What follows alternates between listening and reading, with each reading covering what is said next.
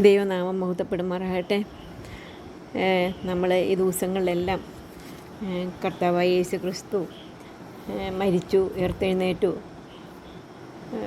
സ്വർഗാരോഹണം ചെയ്തു. അതിനുശേഷം ശിഷ്യന്മാരുടെ മേൽ ദൈവം വാഗ്ദത്തം ചെയ്തതുപോലെ പരിശുദ്ധാത്മാവ് വന്നു. ഇന്ന് നമുക്ക് ശിഷ്യന്മാർ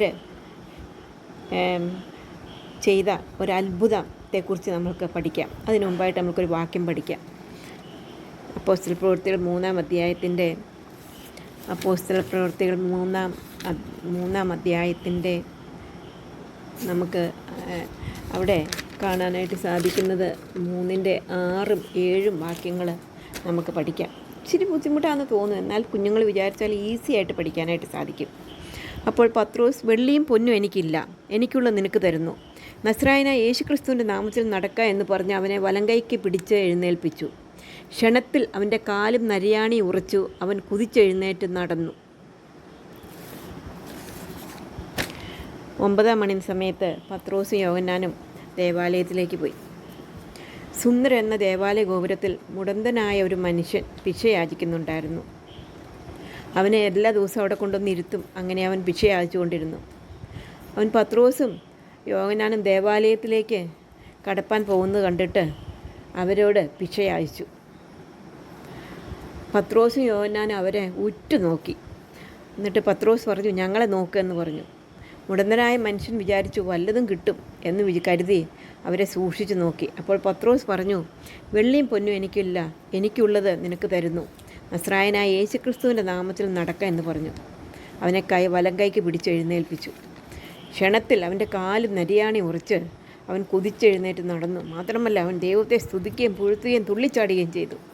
ജനം കണ്ട് വിസ്മയിച്ചു. ഇവൻ സുന്ദരമെന്ന ദേവാലയത്തിലേക്ക് ഗോപുരത്തെങ്കിൽ ഭിക്ഷയാച്ചു കൊണ്ടിരുന്നവനാണല്ലോ, ഇപ്പോൾ അവൻ നടക്കുന്നു. ജനത്തിന് വിസ്മയവും പരിഭ്രമവും ഉണ്ടായി. ദൈവനാമം മഹത്വപ്പെടുവാനും ഇടയായിട്ട് തീർന്നു. ജനങ്ങൾ ഒന്നിച്ചുകൂടി വിസ്മയം പൂണ്ടു നിന്നു. അപ്പോൾ പത്രോസ് പറഞ്ഞു, നിങ്ങൾ ഇതെങ്കിലും ആശ്ചര്യപ്പെടുന്ന എന്ത്? ഇത് ഞങ്ങളുടെ സ്വന്തം ശക്തി കൊണ്ടോ ഞങ്ങളുടെ ഭക്തി കൊണ്ടോ ഒന്നുമല്ല ചെയ്തത്. ഇവനെ സൗഖ്യമാക്കിയത് കർത്താവായ യേശുക്രിസ്തുവാണ്. യേശുക്രിസ്തുവിൻ്റെ ശക്തിയാലാണ് ഇവൻ നടക്കുന്നത്.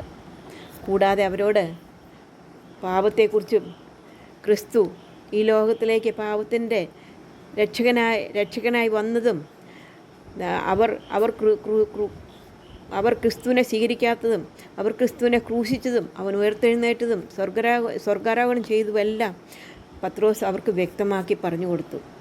അത് കഴിഞ്ഞിട്ട് പറഞ്ഞു, ആ യേശുവിൻ്റെ ശക്തിയാലാണ് ഇന്ന് ഇവൻ നടക്കുന്നത്. അത് കഴിഞ്ഞിട്ട് പത്രോസ് പറഞ്ഞു, നിങ്ങളും മാനസാന്തരപ്പെട്ട് നിങ്ങളുടെ പാപങ്ങൾ ഏറ്റുപറഞ്ഞ് കർത്താവായ യേശുക്രിസ്തു വിശ്വസിക്കുക, എന്നാലും നിങ്ങൾക്കും രക്ഷയുണ്ടാകുമെന്ന് പറഞ്ഞു. അങ്ങനെ പത്രോസ് വ്യക്തമായി സുവിശേഷം ജനത്തോട് പറയുവാനിടയായിട്ട് തീർന്നു. നമുക്ക് ഇതിൽ അനേക ഗുണപാഠങ്ങളുണ്ട്. നമുക്കിതൊന്ന് നോക്കാം. ഒന്നാമതായി, യേശുക്രിസ്തുവിൻ്റെ ശക്തിയാൽ മുടന്തനെ സൗഖ്യമാക്കുവാൻ പത്രോസിനും യോഹന്നാനും സാധിച്ചു. അത് അവരുടെ വിശ്വാസം കൊണ്ടാണ്. പത്രോസിൻ്റെ യോഹന്നാൻ്റെയും വിശ്വാസത്താൽ യേശുക്രിസ്തുവിൻ്റെ ശക്തിയാൽ അവനെ മുടന്തനെ സൗഖ്യമാക്കുവാനായിട്ട് സാധിച്ചു. മുടന്തൻ സൗഖ്യം പ്രാപിച്ചു കഴിഞ്ഞപ്പോൾ ചാടിയും തുള്ളിയും ദൈവത്തെ പുകഴ്ത്തി ദൈവത്തോട് നന്ദിയുള്ളവനായി തീർന്നു. നാമും നന്ദിയുള്ളവരായിട്ട് ജീവിക്കേണ്ടത് ആവശ്യമാണ്. മൂന്നാമതായിട്ട്, ദൈവനാമം മഹത്വപ്പെടുവാനിടയായി.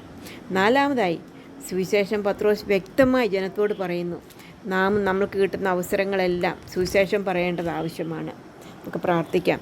സ്നേഹവാനായ ദൈവമേ, നല്ല സമയത്തിനായിട്ട് നിന്നെ സ്തുതിക്കുന്നു, സ്തോത്രം ചെയ്യുന്നു. ഞങ്ങൾക്കെന്ന വചനത്തിനായിട്ട് സ്തോത്രം.